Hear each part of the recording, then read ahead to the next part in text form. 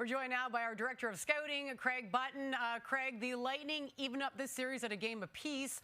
What changed, Craig, from the Leafs dominating the two-time defending Stanley Cup champions in Game 1 to basically being dominated in this game? I mean, it was a 5-3 final, but it was a 5-1 Tampa lead in the third period of Game 2. What was the difference?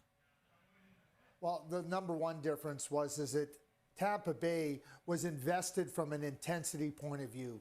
They were on every puck, they were on every body, they were in space, and the Toronto Maple Leafs were not allowed to roam free. And, you know, you heard Victor Hedman, you've heard the Tampa Bay Lightning talk about, you know, their work ethic. And, you know, when you get invested, it comes right here. What a great play by Kucherov on the first goal, contesting a puck that leads to the first goal at the end of the period. And, you know, those are the types of things that Tampa Bay didn't do in Game 1. Leads to a second goal. Even though TJ Brodie doesn't have his stick, the fact that they're on the puck and they're contesting the puck leads to that goal by Kucherov.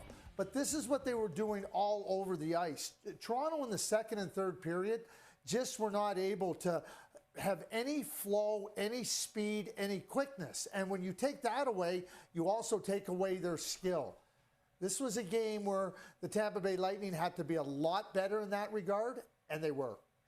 There's a whole laundry list of Lightning players who did not look like themselves in Game 1, including Andrei Vasilevskiy and Victor Hedman. But Game 2, a very different story for the last two Conn Smythe Trophy winners, Craig. Was it not?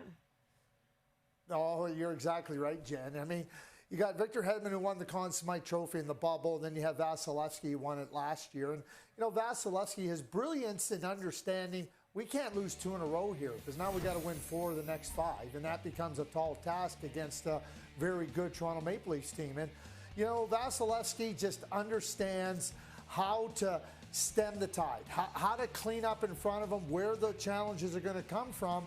And then you have Victor Hedman, who is just so in control. He's in control in the defensive zone, the neutral zone, the offensive zone, the power play, the penalty kill, even strength.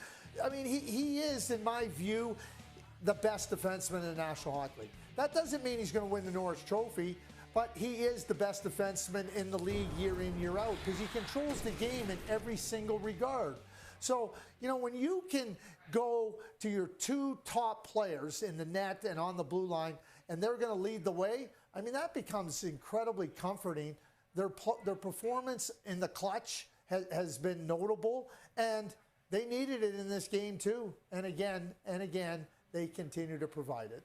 Well, Tampa wins an 8th consecutive Game 2 of a series as this now shifts to a best of 5, and it shifts to Tampa now for Game 3 on Friday. Thank you, Craig.